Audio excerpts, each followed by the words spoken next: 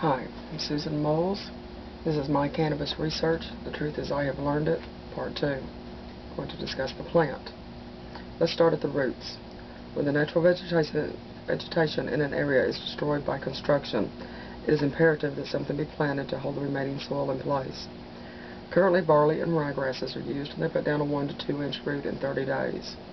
Previously, cannabis was used because it puts down a 10 to 12 inch root in the same 30 days. Across our country, ditch weed is still growing wild from our freeway construction years ago. On the medical side, according to the Reader's Digest, The Magic and Mystery of Plants, 1986, the roots can be boiled for an infusion to relieve gout. Moving on to the stalk. When a cannabis plant is grown for its hemp properties, it will render a fiber that can be used for items from burlap to the finest of linens. Once the fiber has been removed, the remaining wood herds, which contain 75% alpha cellulose, can be used for paper, rayon, silk, and a wide range of textiles. Look at Levi's. Can you imagine a cowboy 100 years ago wearing a pair of today's Levi's for a year out on the trail? Of course not. But the original Levi's, they were made from cannabis. How can the stalk of this plant impact us today? It could save 500,000 trees we use each week for our Sunday newspapers. By law, government papers were printed on hemp and rag until the 1920s. It could save the 1 billion trees we use each year for disposable diapers. Since cannabis is resistant to bugs and is a natural weed eradicator, it could prove to be a more economical crop for farmers, allowing them a wide range of markets at affordable production cost. To best achieve maximum stalk production, the cannabis sativa plant seeds from previous stalk-producing plants in deep furrowed rows. 1 acre planted thusly can yield as much biomass as 4.1 acres of pine trees over a 20-year rotation. Now, what is biomass, you may ask yourself? The best way I found to explain biomass is by telling you about Ford Motor Company's biomass conversion plant, Iron Mountain facility in Michigan, in the 1930s. At the facility, Ford research scientists extracted methanol, charcoal fuel, tar, pitch, ethyl acetate, and creosote. All of these are fundamental ingredients in modern industry and are currently produced from petroleum products. Yes, wide-range access to cannabis sativa is a threat to the oil industry, or at least they think so. An example of how environmentally friendly this herb can be is demonstrated in the charcoal fuel. When the charcoal is burned, it releases CO2, which plants use to live. The CO2 which is released is in direct proportion to the CO2 absorbed by the plants which were planted to replace the ones which made the charcoal. It is a perfect ecological balance. God knew what he was doing. Americans and Canadians are dying from acid rain. It doesn't have to be that way. In the pulp and paper industry, cannabis requires a hydrogen peroxide process instead of the sulfuric process used today. With cannabis, the byproduct is water, not acid rain. Let's look at the seed. Cannabis seeds are 30 to 50% oil by volume. In fact, this oil is the most unsaturated oil available, and we all know how important unsaturated oils are.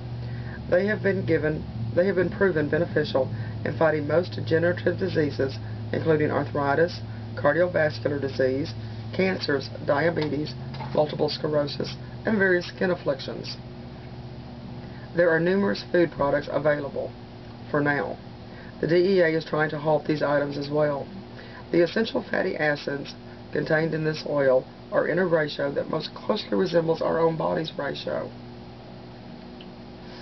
The soybean has a bit more protein than the hemp seed, but the hemp seed has more of these essential fatty acids. With today's technology, there is no telling what we could find out about these seeds.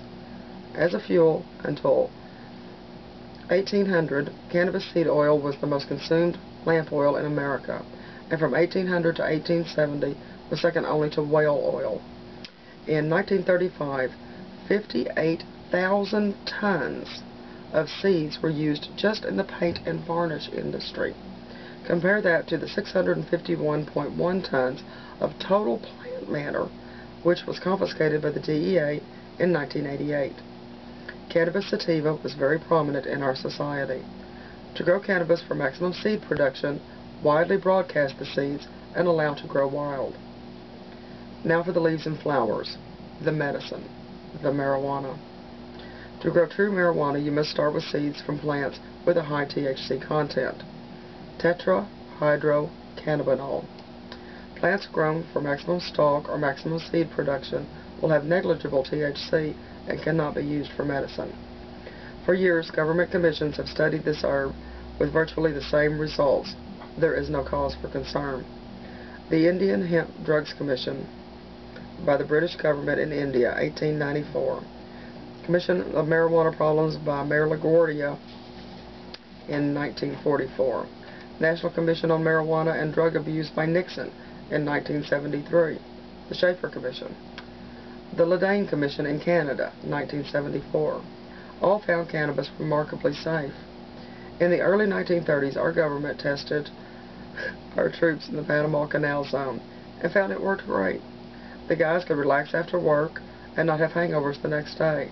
Plus, there weren't as many fights, and you know how alcohol can make people crazy. 5,000 years of medical and non-medical use, and not one overdose with death. You can't even say that about aspirin. The alleged risk of psychotic reactions, addictions, and dependency, and the so-called amotivational syndrome were found either non-existent or greatly exaggerated. In 1988, DEA considered petition to offer cannabis as a prescription drug.